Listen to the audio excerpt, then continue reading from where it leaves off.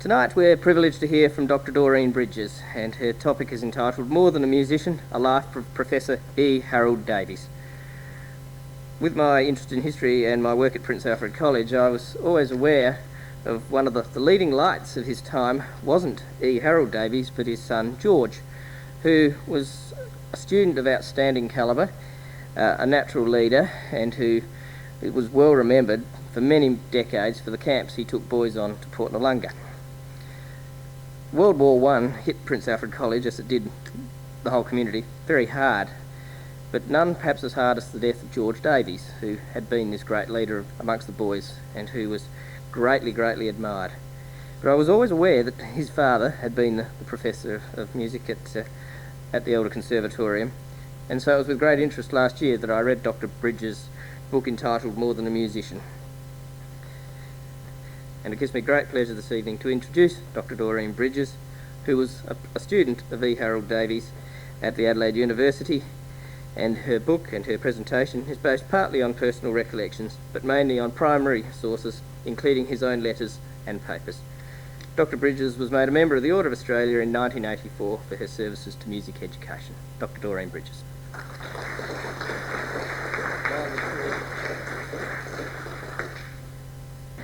Well, it was only a few years ago that I decided to write a book about Professor Davies, although I'd known him so well when I was a conservatorium student, which is a very long time ago. Nobody knew that his first name was Edward, as he never used it. And actually he was always known as EHD because that's how he always signed himself. But I didn't know his name was Edward until I read it in the Australian Dictionary of Biography. Soon after my return to Adelaide, after living for over 50 years in Sydney, I happened to hear in 1992 a paper by Dr. Jane Southcott, who some of you probably would know, in that she compared the achievements in Australia of Harold Davies with those of his famous brother, Sir Walford Davies, in England.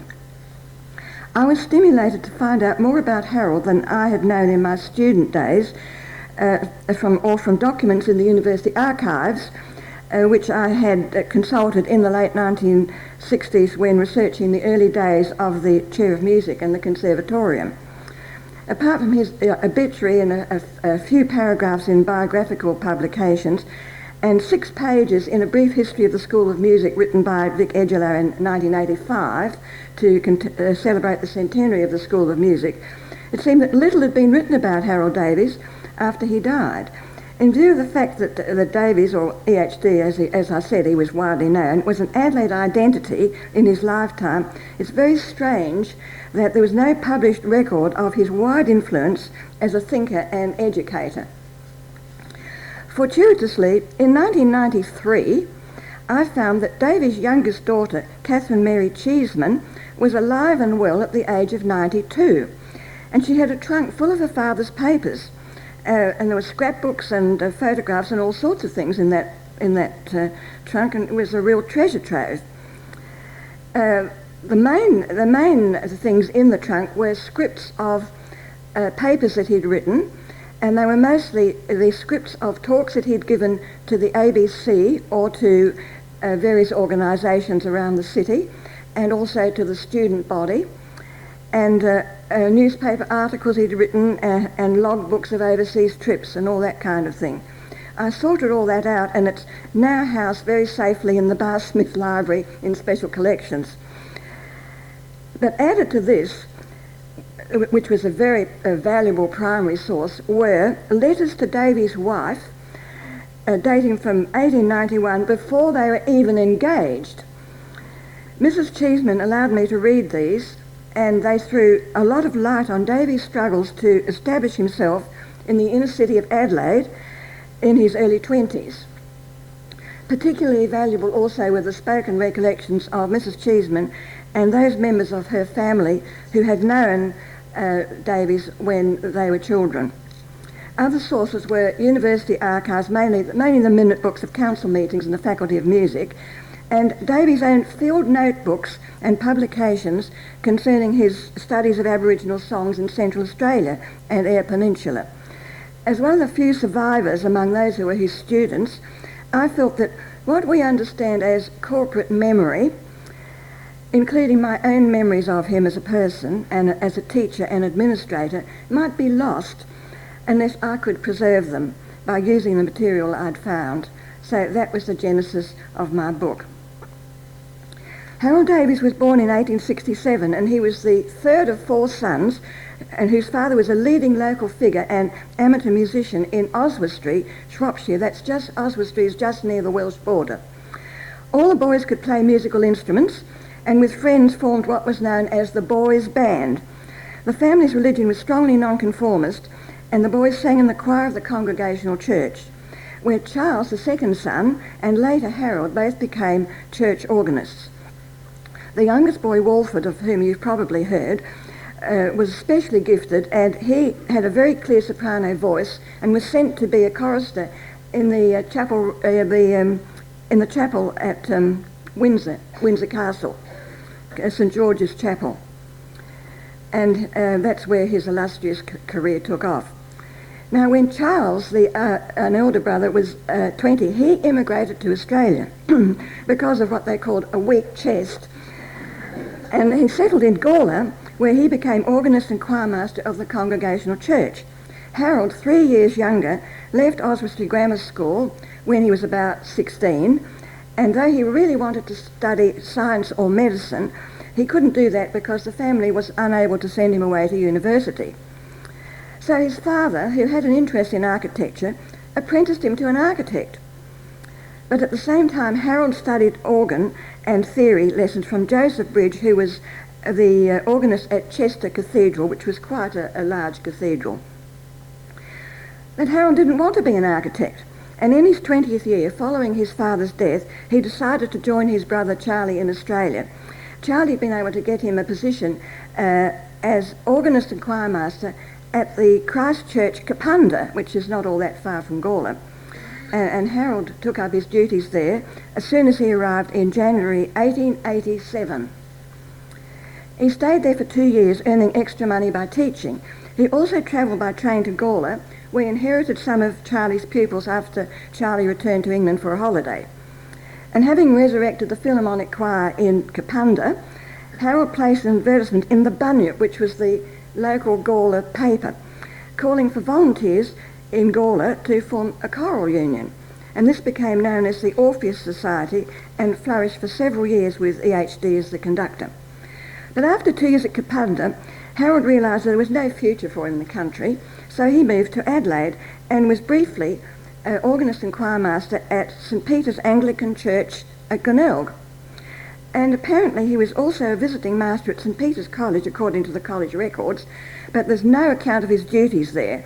He was only there for a little while, and possibly he played the organ and perhaps had a few pupils. In 1890, Harold decided that he needed to have music qualifications. So having saved up enough money for a second-class passage to England, he returned there in order to sit for the examinations for the diploma as Associate of the Royal College of Organists. And he was able to earn money by taking over Walford's position as organist and choirmaster at the Chapel Royal in Windsor Gardens, because Walford had moved to London to take up a scholarship at the Royal College of Music. Harold returned to Adelaide later in the year, and on the strength of his ARCM cadet diploma, was appointed organist and choirmaster at St Paul's in Pulteney Street, which I believe is now a nightclub. He lived in a boarding house in Halifax Street, and from that time onwards until his death always lived in the inner city of Adelaide. I want to speak at some length about the next few years concerning Harold's early struggles in the 1890s, the way he lived and evidence of his deep social concerns then. Evidently, Harold, who established a teaching practice in Adelaide, also travelled every week to teach in Gawler, where he was well known. There was a good train service then. One of his pupils was Ina Deland, the daughter of a Gawler businessman. From 1891, I've got 1981 here, that's a misprint. From 1891, he would write letters to Ina, who'd just left school, sending music for her to practice and telling her what to prepare for the next lesson. And she in turn would send him her theory exercises to correct.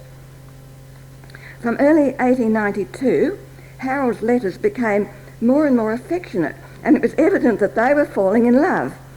Harold would write to her every day, sometimes twice a day. They had 2 deliveries then, describing what he did and how he felt. He had no close friends at all in Adelaide to whom he could unburden himself. And these letters also give some insights into the times in which he lived.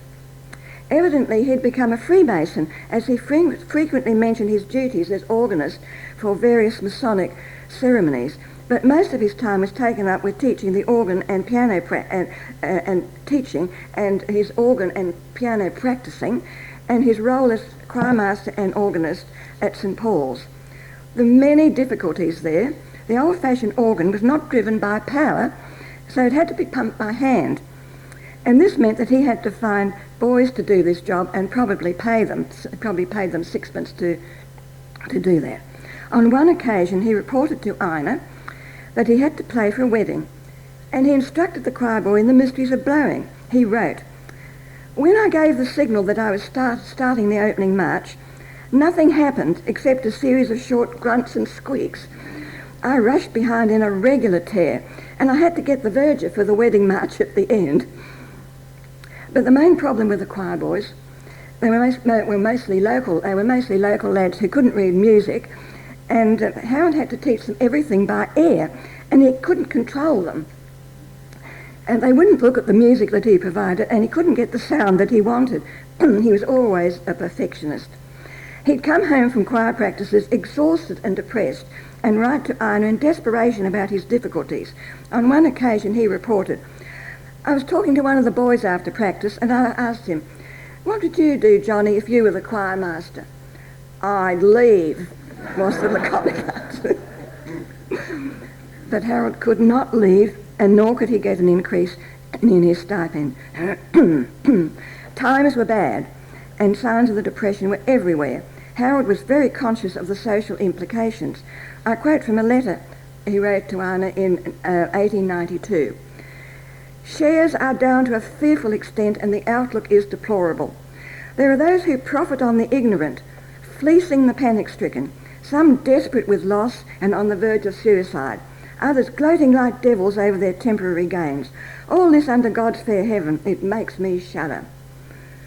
A year later he reported, "Bad news. The National Bank will suspend payments tomorrow. Heaven knows what that will mean to this poor colony." Although he himself often lost a pupil because of bad times, he still managed to have as many as he could cope with. He worked extremely hard and often became very tired and run down. Nevertheless, he had an incentive to work hard following his engagement to Ina after she turned 18. They couldn't marry until he had £150 in the bank. That was probably a stipulation from his future father-in-law. Harrold also had to find a place in the inner city where they could live, because they couldn't possibly stay in that boarding house. This turned out to be very difficult. It was very hard to find rental properties then. Eventually, a land agent offered to buy a block of land and build a cottage which Harold could rent. Because of his architectural background, Harold had a say in its design so that it could fit his needs. And once the cottage was built, he had to furnish it, and reported that he had shopped at Burke's sale. Apparently, Ina was happy to leave everything to him. And there is I think I've got a picture of him as he looked then. This was about 1892. Could you put that up on the... That's up. Oh, that's up there. It's very, very faint. That's what he looked like. It was a very, very old photo. Early in 1893, Harold wrote to Ina giving her full details of his financial position and the amount he'd earned in a year, almost £300. After deducting expenses for board and lodging and other living and personal expenses, and insurance, travelling mainly to Gawler, and an amount sent to his mother in England, and an engagement ring for Ina, he had £81 in the bank, and he still needed to save at least another 70 before they could marry. But also early in 1893, Harold enrolled in the University of Adelaide to do a Bachelor of Music course. The degree had been inaugurated in 1885 under Professor Ives, who proved to be a very poor choice as professor. Harold needed to matriculate. because the university wouldn't accept his Cambridge certificate. But they allowed him to do 3 instead of 4 subjects at the senior examination, and they could then be taken separately and concurrently with his university course. English literature and a modern language was compulsory. Harold had no trouble with English. In fact, he passed it with credit, but he had to take up French as a beginner because he'd previously only studied Latin and Greek. As he could not afford tuition, he studied French by himself out of a grammar book and constantly reported his progress in letters to Ina. For example, he said, "I'm more than halfway through the grammar book," and on another occasion, "My task for this week is to master 79 irregular French verbs, and I've already made a good start." His hours of work and study were exorbitant. For example, he wrote, "Long day yesterday, 2.5 hours French, 1.5 hours music theory, 1 university lecture, 3 lessons, choir practice, and meeting until after 10 p.m. Had nothing to eat except tea and scones between 12:30 and 10:30 p.m. Not many quiet evenings at home. Monday and Thursday choir, Wednesday lessons till 8 p.m, Gawler Friday to Saturday morning, church on Sunday." One wonders if Harold had any time at all for exercise or relaxation. However, he rode a bicycle and was also a great walker. On one occasion, he mentioned having to attend a summer evening Masonic function in evening dress at Unley. He got there by train, but they had to walk back 2 miles in the heat. He was not happy about that. But on the rare Saturdays when he gave no lessons and had no wedding to pay for, he would walk to the hills with a friend. They'd take the train to Aldgate and then walk back to the Glen Osmond terminus to take the horse tram home. Or else they'd take the tram to Mitcham, walk to Mount Lofty and take the train home. So that was a hard day's work, I would think. Harold often complained of being tired out, yet despite the demanding work schedule during 1893, in September of that year, he and Ina were married, as she'd reached the age of 19 and he'd saved enough money. Notwithstanding this distraction, at the November examinations the same year, he passed French at the same time, obtaining a distinction in the first year of the Musback course. It was always called Musback then, not Bachelor of Music. In fact, despite Professor Ives being a very poor teacher, Harold obtained a distinction in every year of the course and high praise from the English examiners of the composition for his final exam in 1886. By this time he had 2 children, and the following year, at last he escaped from St Paul's, and he was appointed the organist and choirmaster at what was then known as the Kent Town Methodist Church. I think it's now the Uniting Church. He remained there for over 20 years, and his choir was regarded as the outstanding church choir in the Adelaide metropolis. Some of you might even know people who belong to that choir. I do. Once Harold had his degree, he requested the university to formulate regulations for the degree of Doctor of Music. Like the bachelor's degree, this was based on the Cambridge requirements. Harold studied for it on his own, and in 1902 obtained the first doctorate in music to be awarded by an Australian university. I think there's an overhead there. That's what he looked like when he was in 1902.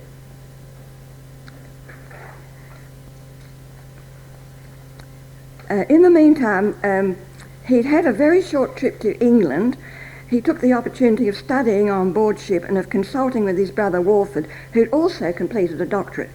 From time to time, Harold did visit England briefly, always as second-class passenger, to keep up to date with musical developments and to become acquainted with professional colleagues to whom he was introduced by Walford. And this was very important later on because Adelaide was a long way from what was happening over there, and he was able to communicate with these people at the Royal College and elsewhere that he already knew.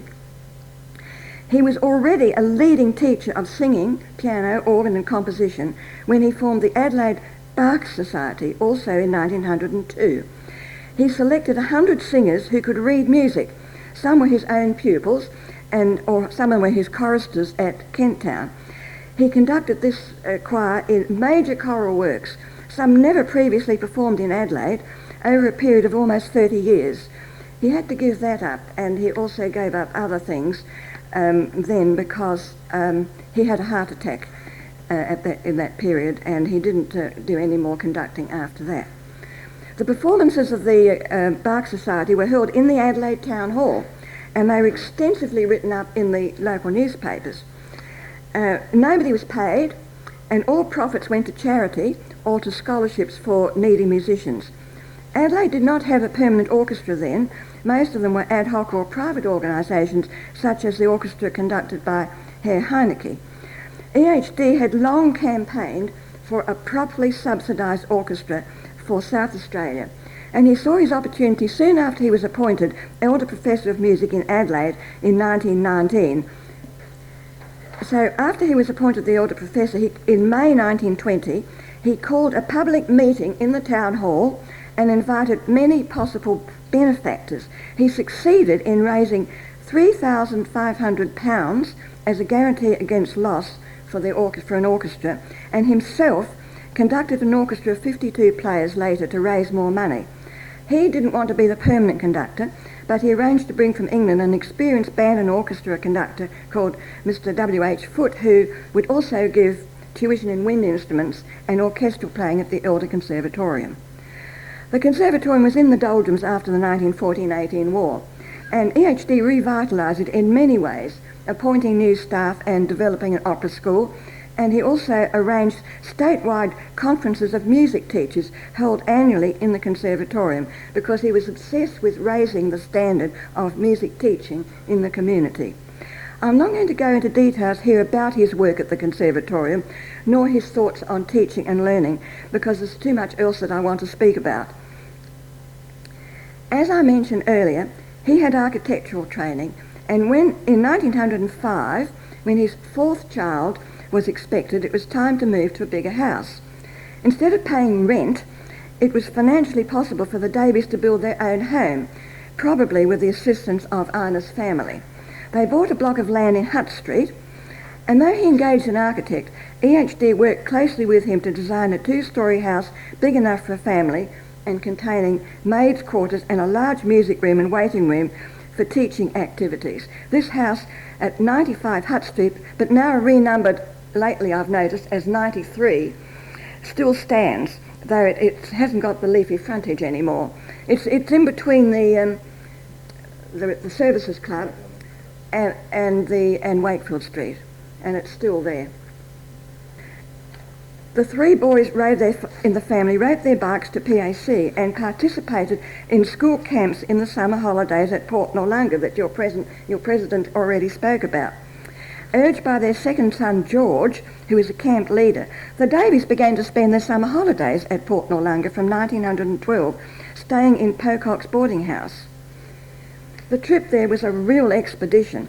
It involved taking a bus to the station, a train to Noarlunga, then a horse-drawn conveyance for the 3 miles to the beach. They had to carry everything with them, and this was no joke, especially with a 5-year-old girl and a young baby who was their 5th child. Sometimes EHD and George would cycle down together, a very arduous trip on unmade roads. And look at him, they were going to cycle all that way and he's wearing a collar and tie.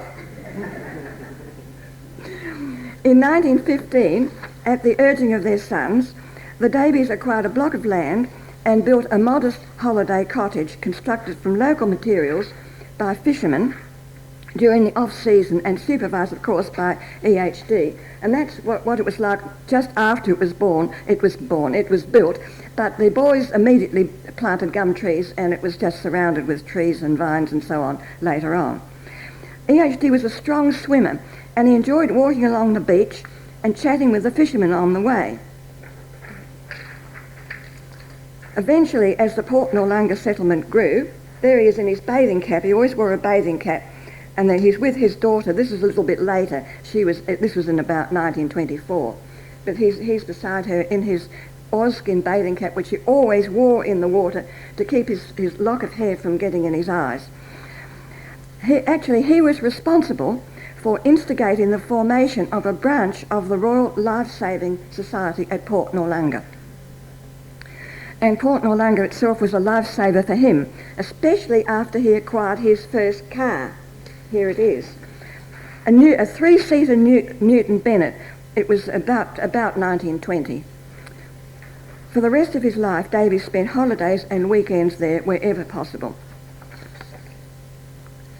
From 1927 until 1930, EHD travelled annually to Central Australia or the west coast, the west of Eyre Peninsula, on 4 successive expeditions organised by the Anthropological Society of South Australia. EHD was enticed to become a foundation member of this society by his one-time pupil, Dr. Tom Campbell, who headed the School of Dentistry, and he knew Davies. I think he'd studied singing with Davies, and he himself was an enthusiast about Aboriginals and had already been to Central Australia. Other members of the society were university professors and senior lecturers in medicine and science, and 2 curators from the South Australian Museum. Davies' mission was to record and analyse Aboriginal songs, and he was a pioneer in this field. His equipment consisted of an old-type Edison gramophone with 2 sound boxes. One was for recording and the other one was for playing back.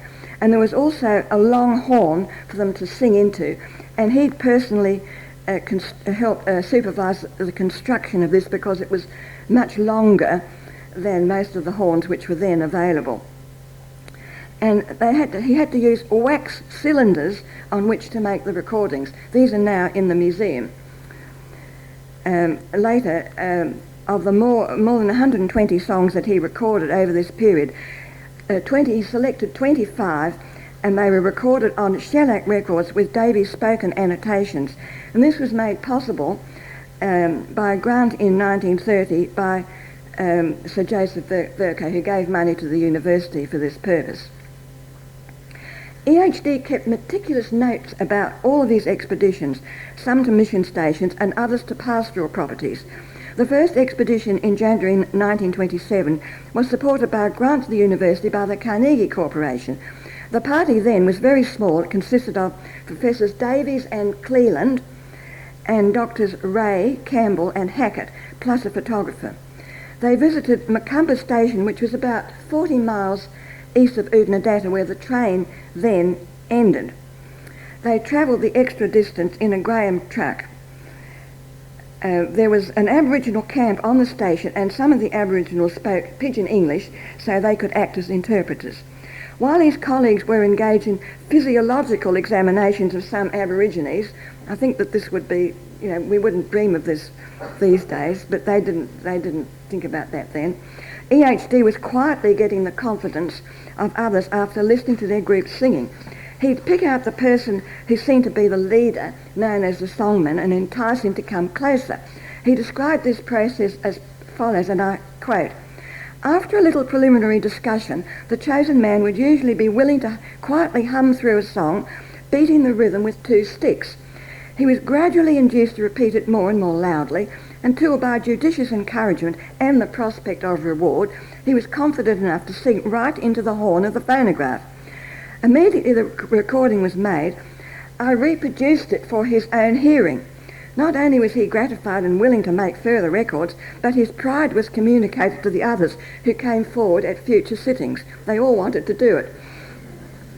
After leaving Macumba, the party travelled 350 miles by truck, which was very uncomfortable, and camped at Stewarttown near Alice Springs, where there were several Aboriginals on a station.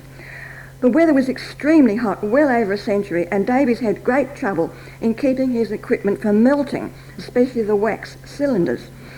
In all, he was able to record 30 songs on this expedition, but in following years, the expeditions were organised in the August vacation instead of in midsummer.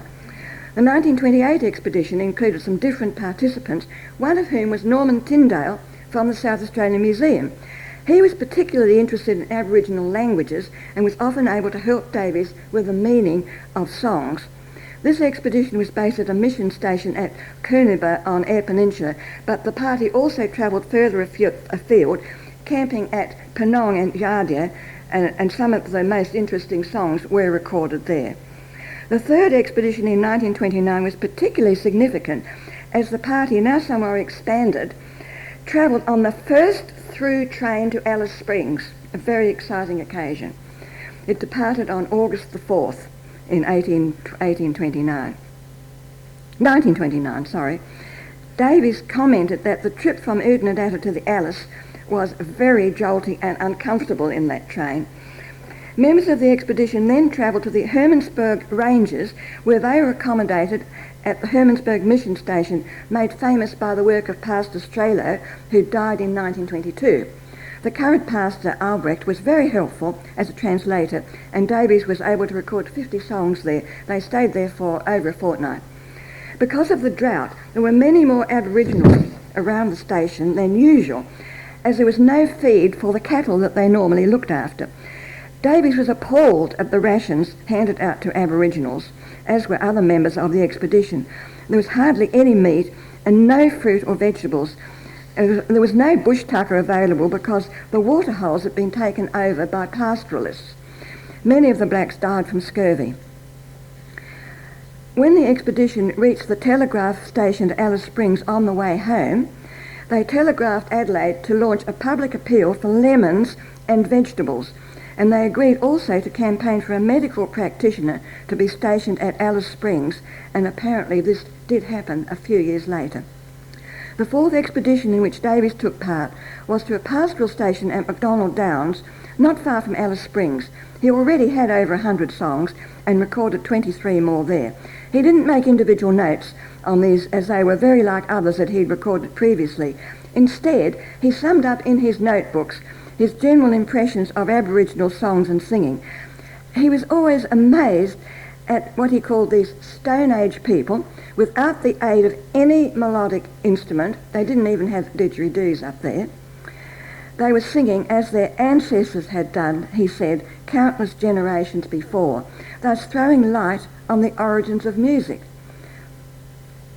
The EHD wrote learned papers on his findings, and after he delivered his first paper at a meeting of the Royal Society of South Australia in 1927, his scientific colleagues elected him a fellow of that society. This was not widely known, and he never mentioned it, even when being interviewed for his biographical details. I want to speak briefly now about EHD's involvement in broadcasting. Through correspondence with his brother Walford, who was one of the first broadcasters for the BBC in England, EHD had become aware of the possibilities of the radio, particularly in bringing music to a wide audience. Adelaide had several amateur broadcasting stations, and the university's professors of physics and engineering were interested in the technical aspects. A non-commercial local station, which was known as 5DON-N, which became later 5DN, was owned by the Hume family as a hobby, and it was licensed by the PMG to broadcast. The transmitter was in the backyard of the Hume's house at Parkside, and the studio, containing 2 pianos, a pianola and a gramophone, was inside the house, as Mrs. Hume was anxious to institute cultural and educational broadcasts. She also contacted the University Council to obtain speakers and performers. The council set up a subcommittee consisting of Professors Kerr-Grant, Chapman and Davies, and by 1924 landlines were organised from the university via the GPO to the Hume's radio transmitter in their backyard. Professor Chapman gave the first lecture. He was the professor of engineering. EHD managed to get a landline direct from the Elder Hall, and it was agreed that once a fortnight he would annotate a concert by staff, advanced students and recent graduates, while in the intervening week someone else on the university staff would give a lecture. Nobody was paid. This was a non-profit-making enterprise run by the Hume family, who had other business interests. In 1927, EHD visited England, heard some of Walford's broadcasts, and was taken over the BBC by Sir John Reith, then its director. On his return, he gave several interviews to the press, extolling the work of the BBC in developing a listening public. After the ABC started broadcasting in Adelaide in 1929, EHD became a regular broadcast almost until the end of his life. From 1930, he arranged and annotated weekly evening broadcasts by conservatorium staff members, and also over the years gave many radio talks with musical illustrations to explain various aspects of music to the ordinary listener and also to children. He had at his example, of course, his brother Walford, who'd become famous for his BBC broadcasts. EHD deplored the broadcasting of ephemeral popular music and crooners. He had almost a pathological hatred of jazz and contemporary dance music. He was sometimes lampooned for this in the media. Can you see that? The thing at the top says, just supposing, now could you turn that Professor Harold Davies went jazz mad, and then it goes, oh, Harold, and she's clasping his arms. That was in a local paper called The Gossip, and it was published in about 1924. Consistently, EHD advocated that national radio should, and I quote, give the people what they need, not what they want. And I heard him say that many, many times. He insisted that it was the ABC's job to educate people, not simply to entertain them. And that role, he said, should be left to the commercial stations. The Postmaster General's Department was in charge of the ABC and called to testify before a Senate Committee on Broadcasting, which met in 1946 after the end of World War II. EHD declared, I quote, it is not the function of government to provide frivolous entertainment, notwithstanding the demands of even a majority of uncultured listeners. If national broadcasting is to be wholly an influence for good, it must be as efficient and uncompromising as sanitation, housing, education and every other amenity of civilised life. That's what he said then.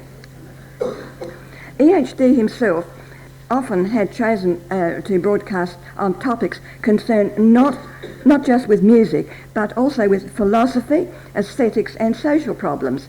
He had very strong views about matters such as education, personal responsibility and the use of leisure. He had a great interest in words and could quote extensively from works of English literature and the Bible. In later years, his broadcasts were national as well as local. And he used broadcast and newspaper interviews to promote his views on government subsidies for the arts, especially the performing arts. He deplored the attitude of those who thought that art should be self-supporting and compared Australia with European countries where, he said, other civilised nations have subsidised municipal drama, civic orchestras and a state opera house. We are too commercialised to believe in the good of such thing. For how long would our libraries, art galleries, museums and universities stay open if they were expected to pay for themselves? But we draw the line. We know that these things are paid for by taxes, but we draw the line for music and drama and require that they eke out a precarious existence on private enterprise. EHD's views on education were equally forthright. In a paper entitled The Right Kind of Education, he maintained that, and I quote, the short view stresses only those aspects that may fit children to earn a living, but the long view teaches them how to live. That is, the rewards of work, how to become good citizens, and how to love those things which can fill their lives with joy. This paper, written during the years of World War II, deplores what he calls the reign of material values and the race for economic advantage. He also observed a trend which is obvious today. I quote, science has largely ousted the humanities, and though in schools and universities the arts still claim lip service, technical and scientific training are the real object of our worship. Other talks, full of philosophical ideas or musings on people's social responsibilities, revealed EHD's self-imposed mission to help his listeners contribute to improving society. His main forum was the radio, and he used the ABC as his pulpit, particularly during the latter years of the war. And many of his national broadcasts then were on things like armchair chats on topics such as freedom, duties and rights, the character, the ruling factor. And he used the talk on camouflage, which was of course all over the place during the war, to decry the posturing of politicians and dishonest advertising by commercial organisations. In May 1946, EHD gave one of his last armchair chats for the ABC entitled Bridges of Understanding. He said, The world would be a much happier place if individuals as well as nations could make a habit of magnifying their understandings and minimising their differences. That it cannot be bought at the price of uniformity. The problem is one of adjustment, but the will to adjust must begin with each of us as individuals. There is no such thing as mass-produced tolerance. I want to finish by quoting from a newspaper article he wrote entitled "The Reign of Fear." There is everywhere a sense of great difficulty and uncertainty coupled with a vague and increasing apprehension for the future. One may also note an ever-growing fever of excitement and restlessness, driving people hither and thither in search of any new sensation that will give them momentary forgetfulness of their anxieties. The world has never been wealthier in material possessions than it is now, yet poverty and unemployment are rife. And never before has science achieved such wonders of discovery as those today, yet its application to humane and beneficent ends is paralysed for want of a moral purpose to direct its use. In place of courage and conviction, fear reigns, a deadly dread of all sorts of imagined consequences. This was written during the Depression 75 years ago. Although EHD had been due to retire from the university when he was 72 in 1939, because of the outbreak of war, he offered to stay on for as long as the university wanted him. In 1946, he submitted his resignation to take effect as soon as he could be replaced. But even after the war, this proved to be difficult. In 1947, just before his 80th birthday, he was preparing to go to work for his 9 a.m. lecture when he collapsed and died. He had always longed to die in harness, and his wish was granted.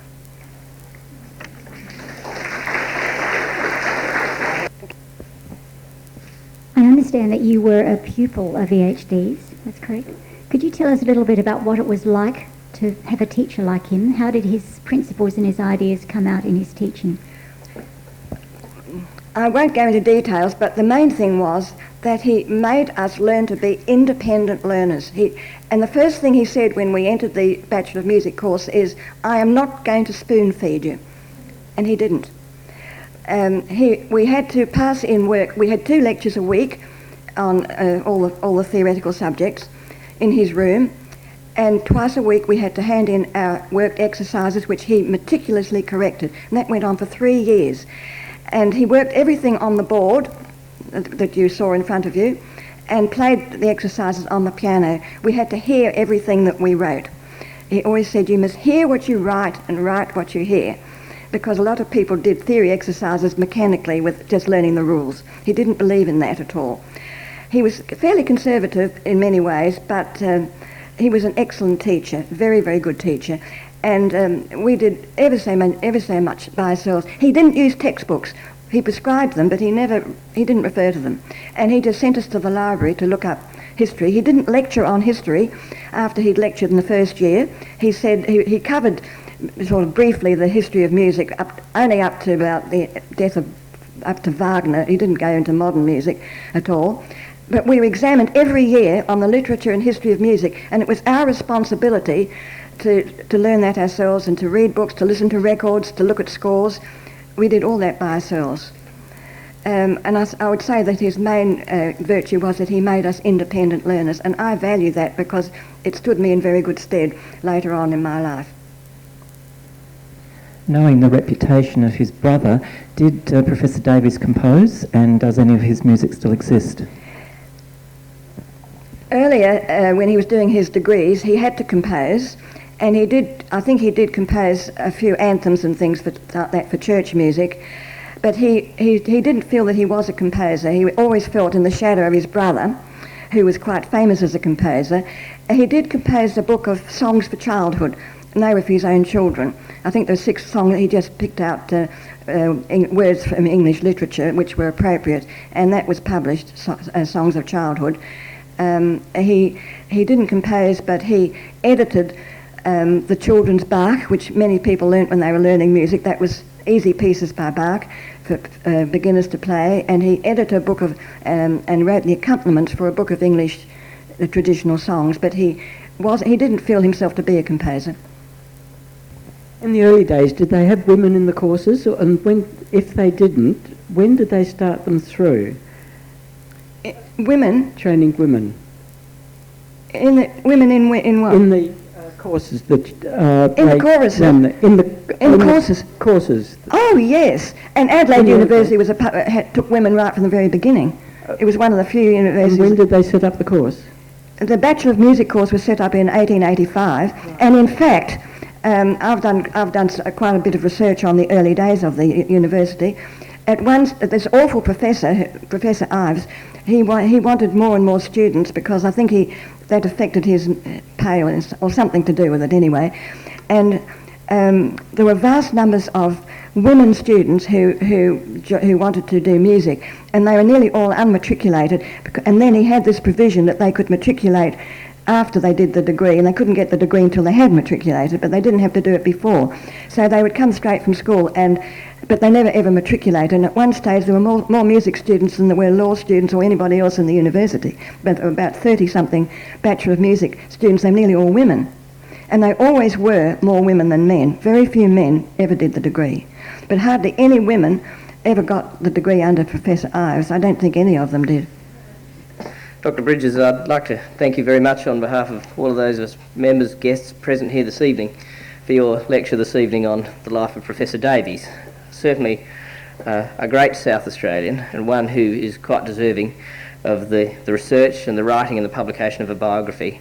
And I'm delighted that you were the person that took that step, and that one of your great things in life must surely have been to leave us with such an in-depth and detailed yet readable understanding of what was obviously a great man whose interest in South Australian music and his days at the Elder Conservatorium have left their mark.